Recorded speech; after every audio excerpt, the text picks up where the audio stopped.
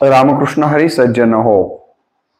संत श्रेष्ठ नामदेव महाराजांच्या संबंधाने आज आपण या व्हिडिओच्या माध्यमातून विचार करणार आहोत. नाचो कीर्तनाचे रंगी ज्ञानदीप लावू जगी या माध्यमातून कीर्तन परंपरा प्रारंभ करणारे व कीर्तनाच्या माध्यमातून नाम व ज्ञान प्रसार करणारे संत नामदेव महाराजांचा आषाढ वद्य त्रयोदशी हा संजीवन समाधी सोहळा संपन्न होत असतो. यावर्षी हा सोहळा 2 ऑगस्ट 2024 रोजी येतो आहे. त्या निमित्ताने नामदेव महाराजांच्या या ठिकाणी वारकरी संप्रदायाचा पाया रचणाऱ्या संत ज्ञानेश्वर महाराजांच्या सोबतच नामदेव महाराजांचा देखील हा पाया रचण्यामध्ये अत्यंत महत्त्वाचं योगदान आहे हे आपण सगळे जाणतो. अशा या संत श्रेष्ठ नामदेव महाराजांच्या प्रतिमेला आणि विचारांना मी सुरुवातीलाच मनपूर्वक अभिवादन करतो आणि या ठिकाणी रामकृष्ण बदने या यूट्यूब चॅनलवरती आपल्या सर्वांचं मनपूर्वक स्वागत करतो. सज्जन हो, संत श्रेष्ठ नामदेव महाराजांच्या संबंधानं पाहायचं ठरवलं तर संत श्रेष्ठ नामदेव महाराजांचा जन्म शिंपी कुळामध्ये झाला. त्याबद्दल ते स्वतःच लिहितात, शिंप याचे कुळी जन्म माझा झाला, शिंपी याचे कुळी जन्म माझा झाला, परी हेतू गुंतला सदाशिवी, परी हेतू गुंतला सदाशिवी. खरं तर त्यांच्या परिवारामध्ये जर आपण पाहिलं तर त्यांच्यापूर्वी 6 पिढ्या त्यांचे पूर्वज हे नृसिंह उपासक होते. भारद्वाज गोत्री व शिंप्याचा व्यवसाय करत आलेले आहेत. त्यांचा जन्म सध्याच्या हिंगोली जिल्ह्यातील नरसी बामणी या गावी झालेला आहे. पंढरपूरच्या वारीला जाणारे यदुशेठ हे त्यांचे मूळ पुरुष होते. त्यांच्या घराण्यातले मूळ पुरुष पंढरीची वारी करणारे कोण आहेत? यदुशेठ आहेत. नामदेव महाराजांचे वडील आहेत, त्यांचं नाव होतं दामाशेटी. यांची आई लहानपणी वारल्यामुळं हे मामांच्याकडे राहिलेले आहेत आणि दामाशेठजींचा विवाह कल्याणीच्या गोमा शेट्टी यांची कन्या गोनाईशी झालेला होता. ही माहिती आपण नामदेव महाराजांच्या आई वडिलांच्या संबंधाने पाहतो आहोत. पुढे दामाशेठ यांची पत्नी गोनाई व कन्या आऊबाईसह पंढरपुरात येऊन राहिलेले आहेत. कोण? दामाशेठ आपल्या पत्नीला आणि कन्या आऊबाईला सोबत घेऊन या ठिकाणी दामाशेठ हे पंढरपूरला पुढे येऊन राहिलेले आहेत. जन्म नरसी बामणी सध्याच्या हिंगोली जिल्ह्यात झालेला आहे. पुढे त्यांनी पंढरपूरला येऊन राहण्याचा निर्णय घेतला. या ठिकाणी नामदेव महाराजांच्या जन्माच्या संबंधाने असं सांगितलं जातं की यापूर्वी त्यांनी अनेक अवतारांच्या मध्ये या ठिकाणी ईश्वराबरोबर भक्त म्हणून काम केलेलं आहे. जसं की नरसिंह अवतारामध्ये प्रल्हादाच्या भूमिकेमध्ये जर कोण असेल तर ते नामदेव महाराज होते. राम अवतारामध्ये जे अंगद आपण पाहतो ते अंगद देखील नामदेव महाराजच होते. कृष्ण अवतारामध्ये उद्धव जे आहेत ते नामदेव महाराजच आहेत आणि विठ्ठल पांडुरंगाच्या या अवतारामध्ये नामदेव महाराज हे मूळ नामदेव या अर्थाने आपल्याला इथं पाहता येतात. आणि नंतर नामदेव महाराजांचाच अवतार जगद्गुरु तुकाराम महाराज मानले गेलेले आहेत.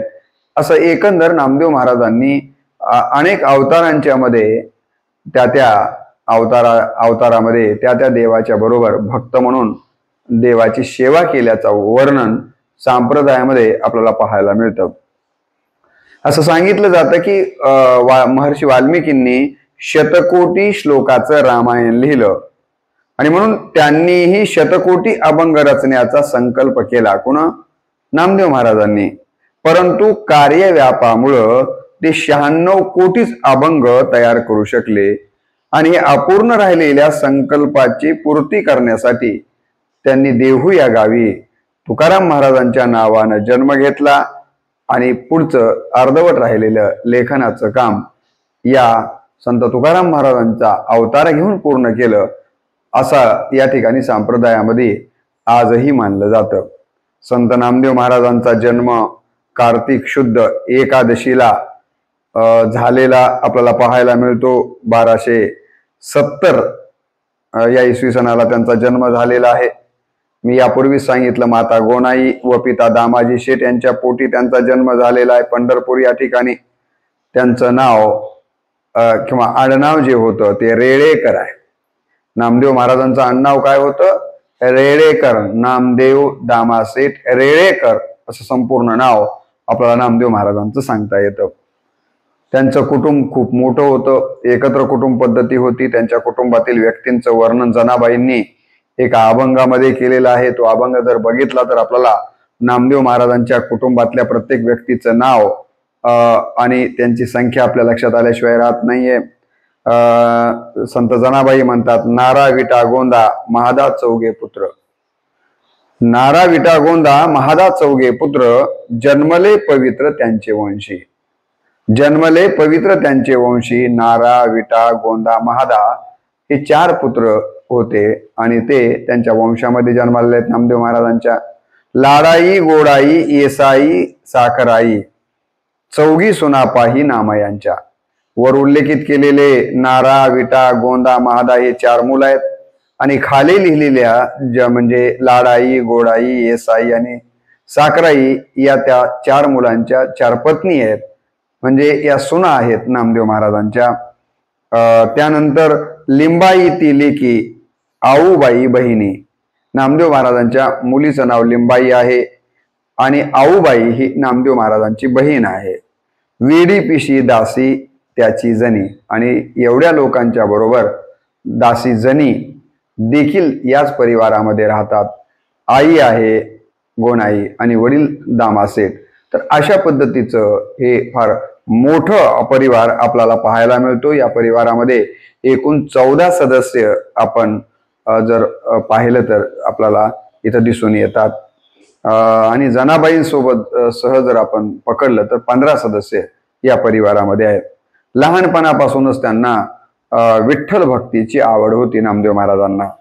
असं सांगतात की वयाच्या 6व्या वर्षी वडिलांनी नैवेद्य दाखवण्याला सांगितलेलं होतं. वडिलांना काहीतरी काम निघालं दामासेठ यांना आणि त्यांनी सांगितलं, नामदेव जो वयानं 6 वर्षाचे आहेत, की मी काही दिवसासाठी कुठं जातोय, बाहेर गावी जातोय आणि आपला नित्य नियमानं पांडुरंगाला नैवेद्य दाखवला जातोय, तर तू तो नैवेद्य दाखव. अशा पद्धतीने दामासेठने आपल्या मुलाला नामदेवांना सांगितलं.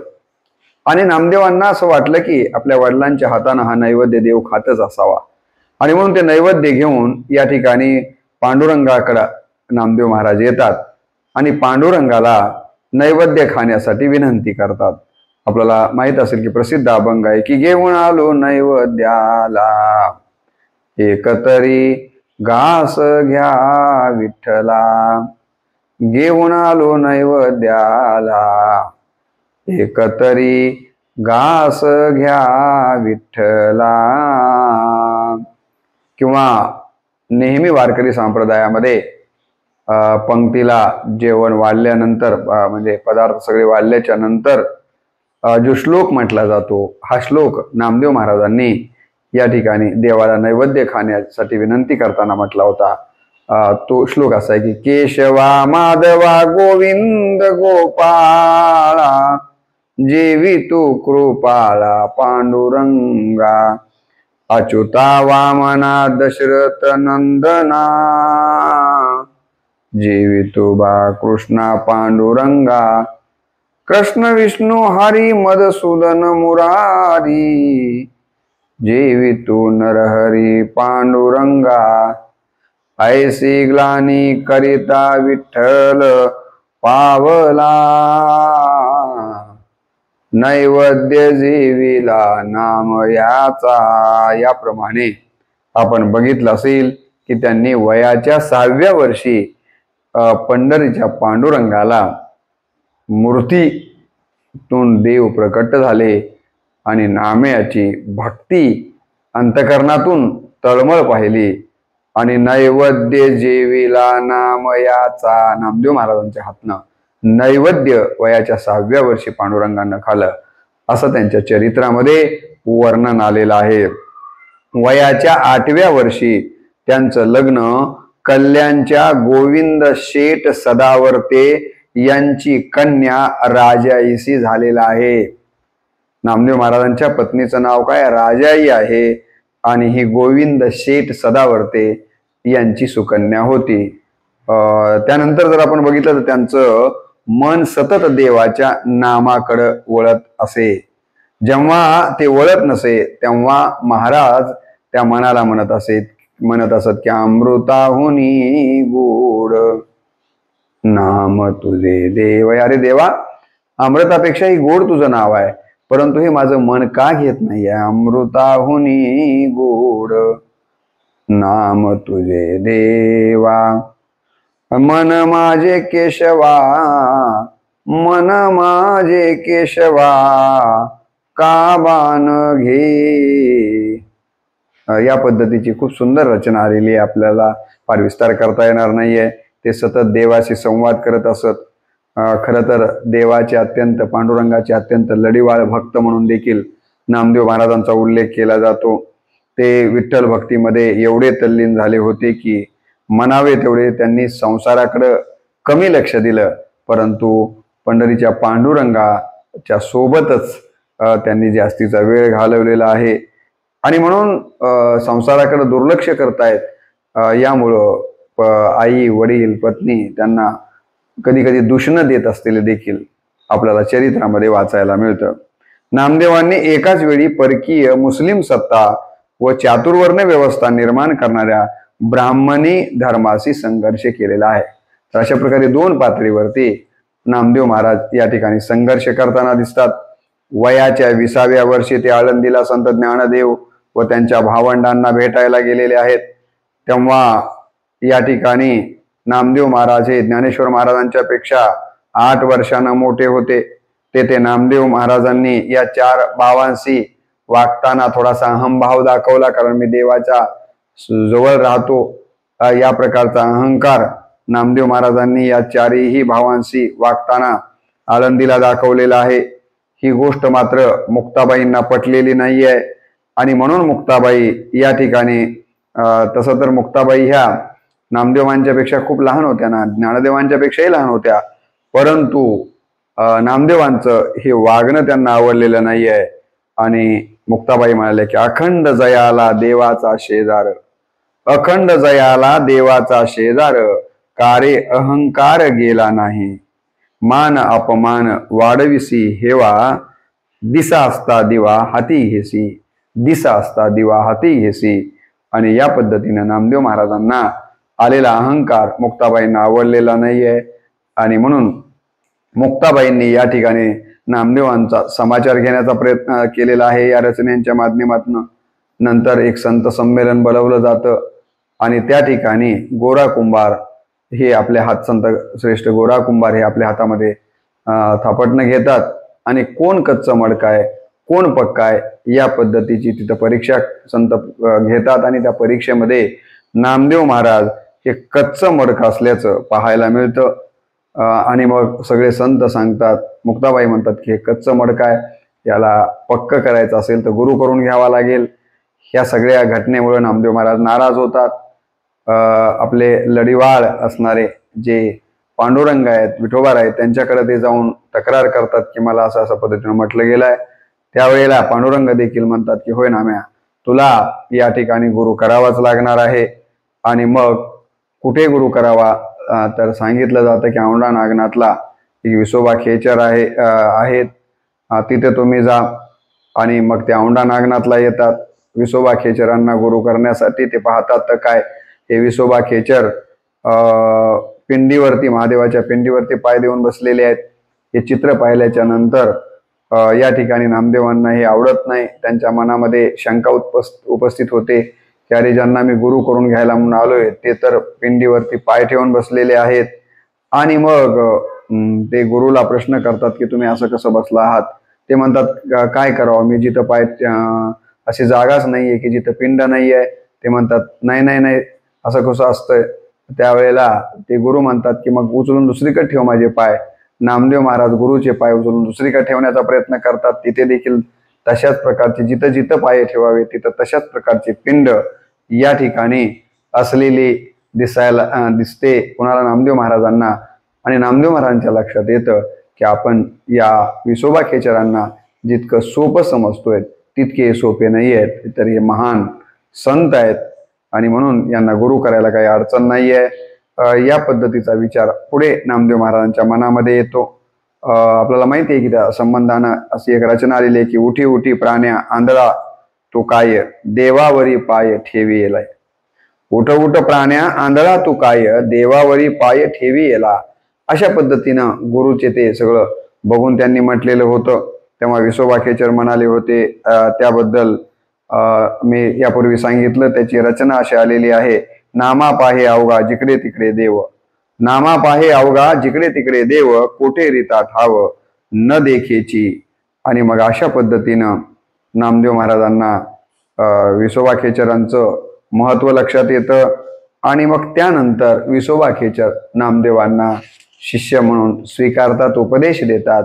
आणि नामदेव महाराज जे कच्चं मडकं म्हणून गणले गेले होते ते विसोबा खेचर या गुरुनं त्यांना पक्कं मडकं बनवण्याचं काम केलेलं आहे. एकदा पुढचा प्रसंग असा आहे की एकदा सगळेजण जेवत बसलेले असतात, तेवढ्यामध्ये एक कुत्र अचानक घरात येतं आणि नामदेवांच्या ताटातली भाकर घेऊन पळायला लागतं.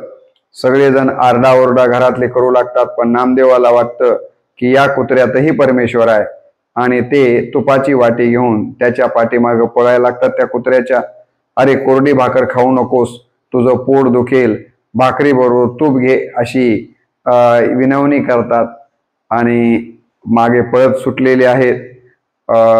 त्याचं वर्णनही असं आलेलं आहे की हाती घेऊनी तुपाची वाटी, हाती घेऊनी तुपाची वाटी, नामा लागला स्वाना पाटी, तुप घेगा जग जेटी, कोरडी रोटी का खाशी. तुप घेगा जग जेटी, कोरडी रोटी का खाशी, तव स्वान हसोनी बोलिले, नामया तुझ कैसे कळले. तव स्वान हसोनी बोलिले, नामया तुझ कैसे कळाले, येरू म्हणे खेचरे उपदेशिले, सर्वांभूती विठ्ठल.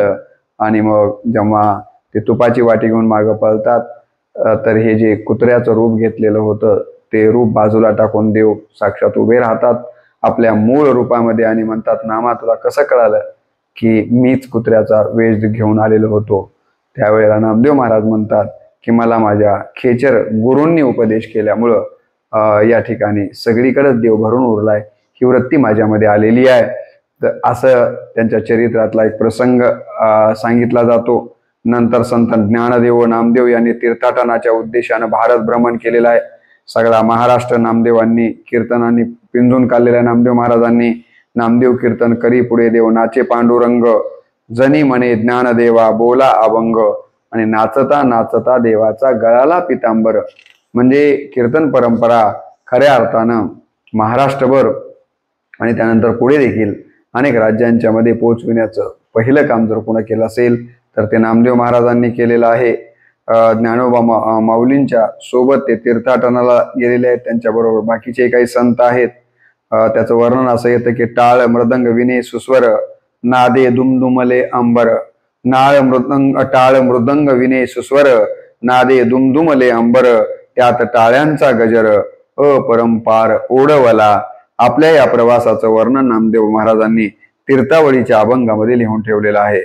नामदेव महाराज लिहितात की ज्ञानोबाचा हात प्रेमे धरी विश्वनाथ, ज्ञानोबाचा हात प्रेमे धरी विश्वनाथ, ऐसे बोलत चालत दोघे आले गंगेआत, ऐसे बोलत चालत दोघे आले गंगेआत, ज्ञानोबाचे पायी मिठी घाली गंगाबाई, ज्ञानोबाचे पायी मिठी घाली गंगाबाई. या ठिकाणी नामा म्हणे सोडाबाई, ज्ञानदेव सर्वांठाई, नामा म्हणे सोडाबाई, ज्ञानदेव सर्वाठाई. असं वर्णन या ठिकाणी त्यांच्या तीर्थावळीच्या माध्यमातून नामदेव महाराजांनी केलेलं आहे. आणि असे तीर्थाटनाला गेल्याच्या नंतर माऊलींच्या बरोबरचे अनुभव त्यांनी या अभंगांच्या मध्ये विस्ताराने लिहिलेले आहेत. या तीर्थाटनामुळं या ठिकाणी नामदेव महाराजांना मोठा अनुभव मिळालेला आहे, संत मंडळींचा सहवासही मिळालेला आहे आणि आपला हा जो वारकरी संप्रदाय आहे तो महाराष्ट्राच्या बाहेर पोहोचवता देखील आलेला आहे. असे काही उद्देश त्यांना यातनं साध्य करता आलेले आहेत. तीर्थ यात्रा करत फिरत ते मारवाड प्रांतामध्ये बिकानेर जे आहे त्या ठिकाणी कोलादगी या गावी येऊन थांबलेले आहेत। तिथे पाण्यासाठी त्यांचे फार हाल होत आहेत, तहान लागलेली आहे। एक खोल विहीर होती, पण त्यात थेंबभरही पाणी नव्हतं। ज्ञानदेवाने नामदेवाला सांगितलं की या विहिरीतलं पाणी या ठिकाणी आणणं तुझ्याच हाती आहे। आता इथं नामदेव महाराजांची एक अर्थानं परीक्षाच आहे की विहिरी कसे जवळ आलेले आहेत, खूप तहान लागलेली आहे, पण विहिरीमध्ये तर पाणी नाही आहे।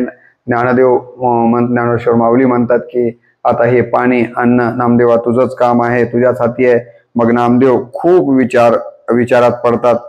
नामदेव या ठिकाणी महाराज डोळे लावून समाधी लावून या ठिकाणी बसलेले आहेत। मनातल्या मनात पंढरीनाथांची आठवण या ठिकाणी करतात आणि एक रचना देखील त्या निमित्तानं आहे। हे काय लटकी वाणी करीशील आजी, हे काय लटकी वाणी करीशील आजी, अजून तुझं करुणा नये माझी, अजून तुझं करुणा नये माझी। गजेंद्राकारणे ज्या वेगी धावणे, गजेंद्राकारणे ज्या वेगी धावणे, केले तव स्मरण कळवळोनी, केले तव स्मरण कळवळोनी। द्रौपदीचे आकांती येसी सोडवणे, द्रौपदीचे आकांती येसी सोडवणे, ते मज कारणे विसरलासी। आणि मग डोळे बंद करून या पद्धतीनं पंढरीच्या पांडुरंगाचं या ठिकाणी धावा नामदेव महाराज करतायत।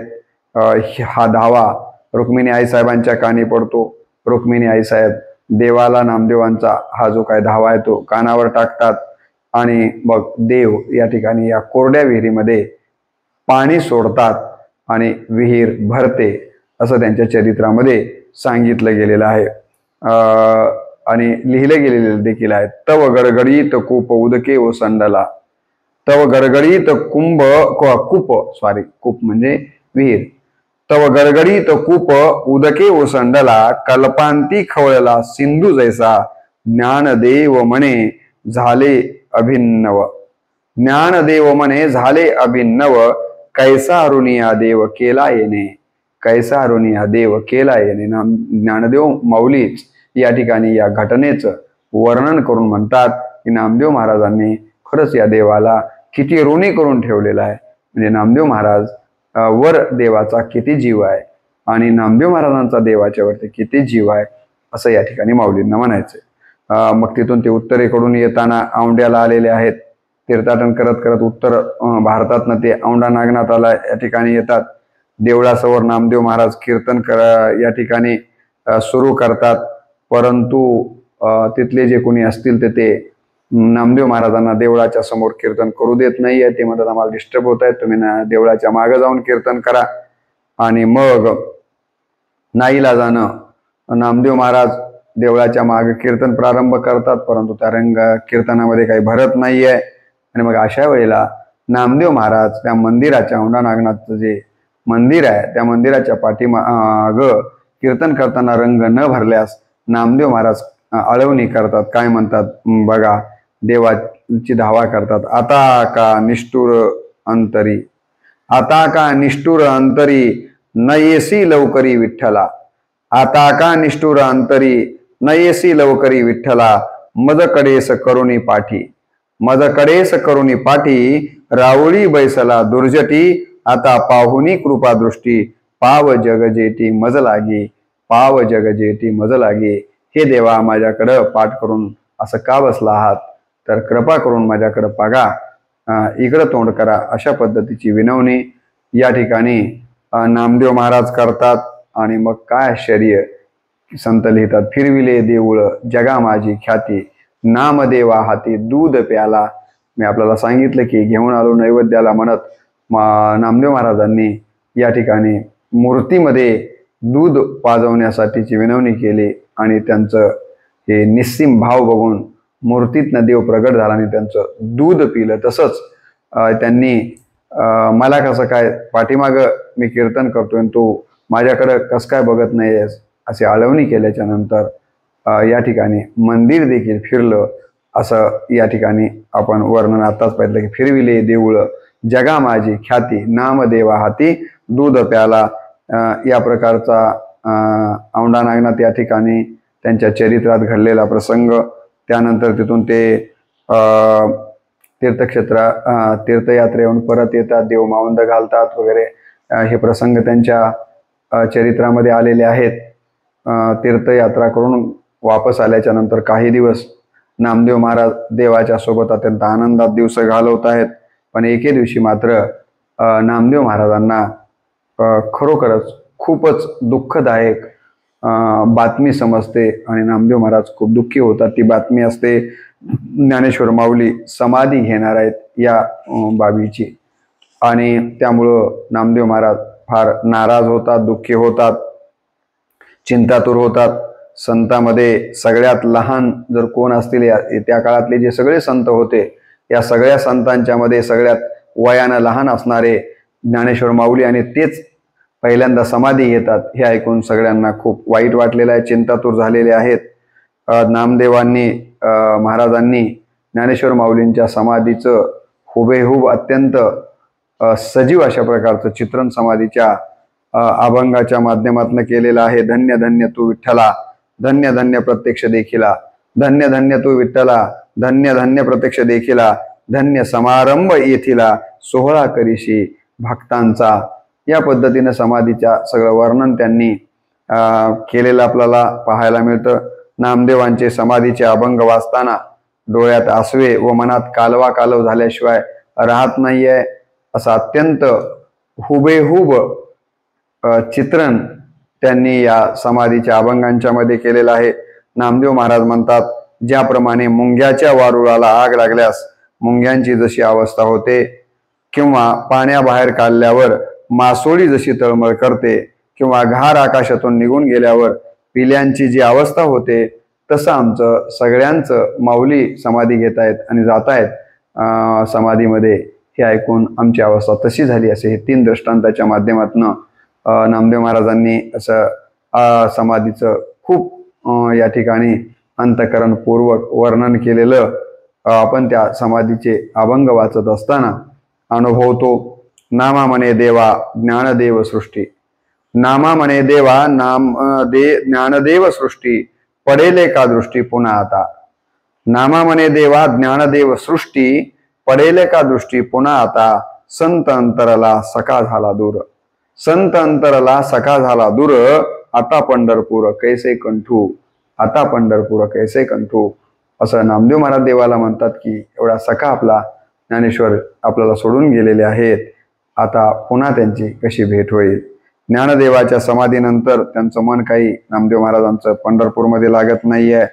मग ते राहिलेलं आयुष्य भक्ती मार्गाच्या प्रचार प्रसारासाठी वापरतात आणि तिथून ते उत्तर भारताकडे निघून गेलेले आहेत. असं सांगितलं जातं की ज्ञानेश्वर माऊलींनी समाधी घेतल्याच्या नंतर 56 वर्ष नंतर या ठिकाणी नामदेव महाराज या ठिकाणी जगलेले आहेत, किंवा एवढं आयुष्य त्यांना नामदेव महाराज माऊलींच्या समाधीच्या नंतर मिळालेलं आहे. जेते जेते मन जाईल गा माझे, जेते जेते मन जाईल गा माझे, तेथे तेथे तुझे रूप असो, ऐसे मज सवयी लावी निरंतर, जन्म जन्मांतरी केशी राजा. अशा पद्धतीनं या ठिकाणी ते वर्णन करताना आपल्याला या ठिकाणी पाहायला मिळतं. यानंतर जर आपण बघितलं तर पुढे नंतर ते पंढरपूरहून द्वारकेला आलेले आहेत, नंतर मारवाडला आलेले आहेत, मथुरा, हरिद्वार या ठिकाणी गेलेले आहेत. त्यांनी आपल्या सोबत संतमेळा घेतलेला आहे. मग ते वेगवेगळे त्या काळातले ज्येष्ठ श्रेष्ठ संत त्यांच्या सोबत आहेत. पंजाबातील गुरुदासपूर जिल्ह्यात मरड आणि भट्टीवाल या ठिकाणी ते राहिलेले आहेत. भट्टीवाल गावी ते एका तलावाजवळ राहिले. हा तलाव आजही नामियाना तलाव म्हणून ओळखला जातो. त्याच गावी नामदेवांना बहोरदास हा पट्ट शिष्य देखील मिळालेला आहे. तसेच लड्डा आणि जल्ला हे देखील त्यांना शिष्य मिळालेले आहेत. विष्णुदास, केशव, कलाधारी हे देखील त्यांचे शिष्य बनलेले आहेत. पंजाबात फिरत असतानाच त्यांनी जंगलातील एक जागा स्वतःसाठी निवडली. लोकप्रियता वाढली. हळूहळू एक गावच तयार झालं आणि त्या गावाचं नाव आहे घुमान. घुमानही कुणी म्हणतात. घुमान इथपर्यंत नामदेव महाराज पंजाबच्या घुमानपर्यंत पोहोचले असं आपण जे नेहमी म्हणतो ते याच अर्थानं आहे. त्यांची कीर्ती ऐकून दिल्लीचा बादशहा अलाउद्दीन उर्फ आलमशाह यांनी मंदिर बांधण्यास देणगी दिली. घोमान या ठिकाणी आजही नामदेव महाराजांचं मंदिर आपल्याला पाहायला मिळतं. नामदेव महाराजांचे 61 पद या ठिकाणी शीखांच्या गुरु ग्रंथ साहिब या ग्रंथामध्ये समाविष्ट झालेले आहेत, ज्यात नामदेव महाराजांनी या 61 पदांच्या मध्ये नामाचं आणि गुरुचं महत्व वर्णन केलेलं आहे. नामदेवजी की गुरुबाणी असं त्याला नाव या गुरु ग्रंथ साहेबच्या ग्रंथामध्ये आपल्याला पाहायला मिळतं. पंजाबात घोमान येथे जी नामदेव महाराजांची समाधी आपण दाखविली जाते, तिथे नामदेव महाराजांच्या पितळेच्या मोठ्या पत्र्यावर कोरलेले चित्र आहे. तेथील मंदिरात नामदेव आत झोपलेले आहेत व 3 दिवस आत कोणी येऊ नका असं त्यांनी सांगितलं. 3 दिवसांनी शिष्यांनी पाहिलं तर मृत झालेले होते नामदेव महाराज. अशा रीतीनं तिथली कथा सांगितली जाते, पण प्रत्यक्षात मात्र ती केवळ वस्त्र समाधी आहे. प्रत्यक्ष नामदेव महाराज पंढरपूरला झाले होते. पंढरपूरची त्यांची समाधी हीच खरी समाधी आहे. पंजाबातील नामदेव महाराजांची समाधी म्हणजे नामदेवांचं स्मारक आहे असंच आपल्याला म्हणता येईल. संत नामदेव हे आपल्या म्हातारी आईला भेटायला पंढरपूरला आले होते आणि तिथेच त्यांनी समाधी घेतली. नामदेव महाराजांची समाधी आजही आपण पंढरीश पांडुरंगांच्या या ठिकाणी मंदिराच्या पायरीलाच आहे असा आपण नेहमी अनुभव घेतो, कारण तशी इच्छाच नामदेव महाराजांची होती. महाराज म्हणाले होते, नामा म्हणे आम्ही पायरीचे चिरे, नामा म्हणे आम्ही पायरीचे चिरे, संत पाये हिरे वरी देती, संत पाये हिरे वरी देती. मंदिराची पहिली पायरी आहे, तिला नामदेवांची पायरी म्हणून आजही आपण तिथं पाहतो. त्यांनी वयाच्या 80व्या वर्षी आषाढ वद्य त्रयोदशी शके 1272 किंवा 1350 या ठिकाणी संजीवन समाधी घेतलेली आहे. हे देखील आपण लक्षात घेतलं पाहिजे. आज जर आपण पंढरपूरला गेलो तर आपल्याला नामदेव पायरीवर नामदेवांच्या पितळी पत्र्याचा मुखवटा बसवलेला दिसतो. त्याच्या वरच्या पायरीवर पितळी पत्रा बसवला आहे, त्यावर 14 मनुष्याच्या आकृती आहेत असं सांगण्यात येतं. नामदेव महाराजांनंतर सगळ्यांनी चंद्रभागेमध्ये उड्या घेतल्या होत्या आणि म्हणून त्या पत्र्यावर या 14 जणांचाही चित्र आपल्याला बघायला मिळतात.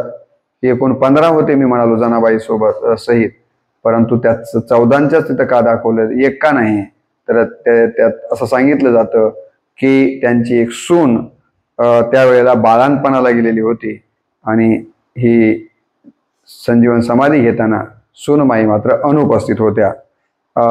त्याचं वर्णन केलेलं आपल्याला दिसतं की मरोनी जन्मावे पंढरीचे पायी, मरोनी जन्मावे पंढरीचे पारी, व्हावे महाद्वारी कृमी कीटक, व्हावे महाद्वारी कृमी कीटक, संत चरण रज रागे येता जाता, संत चरण रज लागे येता जाता, नामा म्हणे आता हेची व्हावे, नामा म्हणे आता हेची व्हावे. नामदेव महाराजांची तशी इच्छा होती आणि देवानं ती पूर्ण केलेली आहे. पायरीला मुद्दाम त्यांनी समाधी घेतली कारण संतांचे जाता येता पाये आपल्यावर पडतील आणि आपल्याला पवित्र होता येईल असा विचार या ठिकाणी नामदेव महाराजांचा होता. ते देवाशिवाय दूर नव्हते म्हणून शेवटी ही पायरीलाच राहिलेले आहेत. संत नामदेव महाराजांनी परप्रांतामध्ये जाऊन तेथील भाषा आत्मसात तर केलीच, पण त्यामध्ये साहित्यही लिहिलेलं आहे. संत नामदेव महाराजांच्या नावावर सुमारे 125 हिंदी पद आहेत.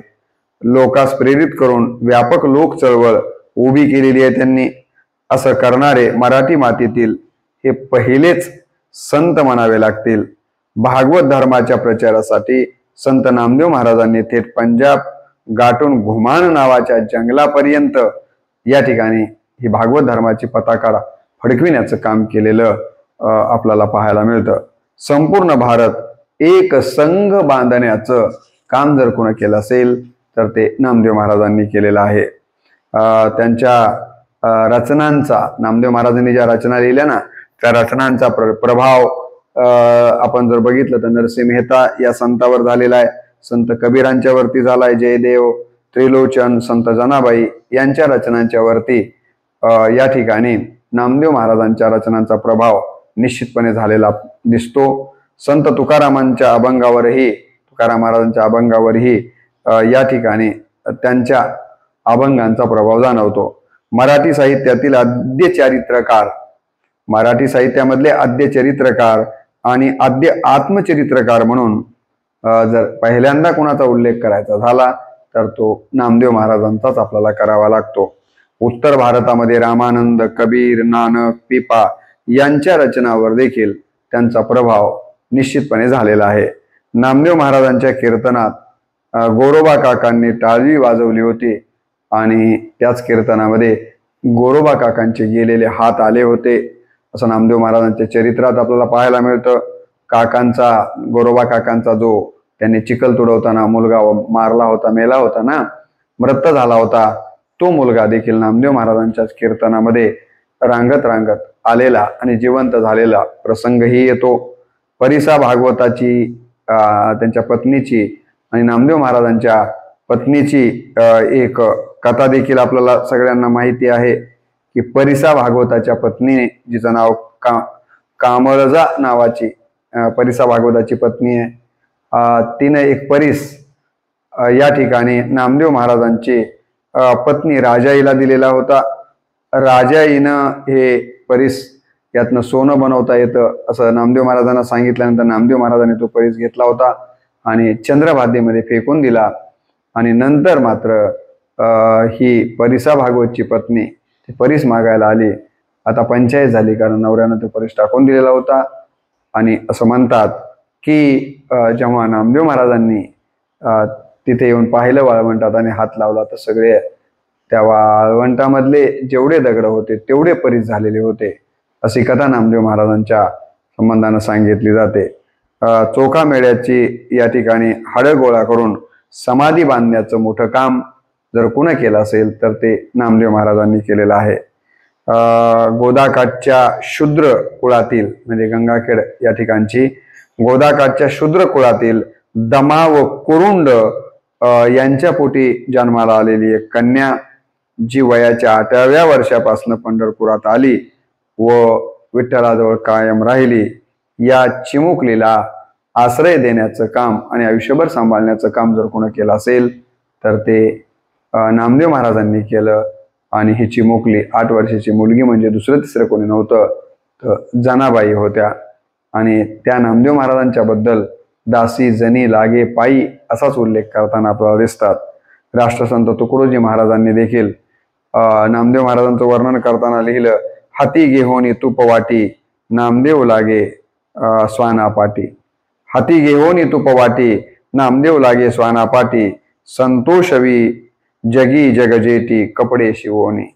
संतोषवी जगी जगजेटी कपडे शिवोनी असं राष्ट्रसंत तुकडोजी महाराजांनी नामदेव महाराजांच्या बद्दल लिहिलेलं आहे. त्यांच्या रचनांचा या ठिकाणी प्रभाव कसा होता याबद्दल तर मी यापूर्वीच आपल्याला सांगितलं. त्यांच्या रचनांचा आढावा आपण वेगळ्या व्हिडिओमधनं घेणारच आहोत. केवळ 1-2-3 रचनांचा या पहिल्या व्हिडिओमध्ये मी उल्लेख करणार आहे. नामदेव महाराजांच्या अनेक रचना लोकप्रिय आहेत आणि आपल्याला दिशादर्शन करणाऱ्या प्रत्येकच रचना आहेत. त्यातली एक रचना चक्रवाक पक्षी वियोगे बाहाती. चक्रवाक पक्षी वियोगे बाहाती, झाले मज प्रती तैसे आता, चुकलिये माय बालके रडती. चुकलिये माय बालके रडती, झाले मज प्रती तैसे आता, वसन देखता गायी हुंबरती. वसन देखता गायी हुंबरती, झाले मज प्रती तैसे आता, जीवन वेगळे मत्स्य तळमळे. जीवन वेगळे मत्स्य तळमळती, झाले मज प्रती तैसे आता, नामा मने मज ऐसे वाटे चित्ती, करीतसे खंती फार तुझी. देवाचा आणि नामदेव महाराजांचा योग शक्यतो कधी आपल्याला बघायलाच मिळालेला नाही. आणि असा योग जर झाला तर माझी अवस्था कशी होते, मासा आणि पाण्याला वेगळं केल्याच्या नंतर माशाची जशी अवस्था होती, असे काही उदाहरणं देऊन या रचनेतनं नामदेव महाराज आपल्या मनाची अवस्था व्यक्त करताना दिसतात. पुढे दुसऱ्या रचनेत काय म्हणतात, काय माझा आता पाहतोसी अंत. काय माझा आता पाहतोसी अंत, येई बा धावत देवराया, माझ्या जीवा होय तुझवी नाकांत. माझ्या जीवा होय तुझवी नाकांत, येई बा धावत देवराया. असे जरी काम भेटोनी आजात. असे जरी काम भेटोनी आजात येई बा धावत देवराया ये रे देवा आता नामा तुझा वाहत ये रे देवा आता नाम तुझं वाहत येई बा धावत देवराया ये रे देवा आता नाम तुझं वाहत येई बा धावत देवराया असं देवाचं धावा करतानाची रचना आहे। विठ्ठलाच्या भेटीनं मला एवढं सुख होतं म्हणतात की सगळं मला विठ्ठल दिसायला लागतं। नामदेव महाराजांची फार प्रसिद्ध रचना आहे की तीर्थ विठ्ठल, क्षेत्र विठ्ठल, देव विठ्ठल, देवपूजा विठ्ठल, माता विठ्ठल, पिता विठ्ठल, बंधू विठ्ठल, गोत्र विठ्ठल, गुरु विठ्ठल, गुरुदेवता विठ्ठल, निदान विठ्ठल, निरंतर विठ्ठल, नामा म्हणे मज विठ्ठल समजला, नामा म्हणे मज विठ्ठल समजला, मनोनी कळी काळा पाड नाही, मनोनी कळी काळा, आम्ही कळी काळाला भीत नाहीये कारण आम्हाला विठ्ठल समजलेला आहे आणि आमचा सगळे नातेसंबंध जर पाहिले तर केवळ विठ्ठलाशी आहेत असं वर्णन त्यांनी केलेलं आहे। विठ्ठल सहवासात मला कशाचीच भीती नाही असं देखील ते एका रचनेमध्ये म्हणतात।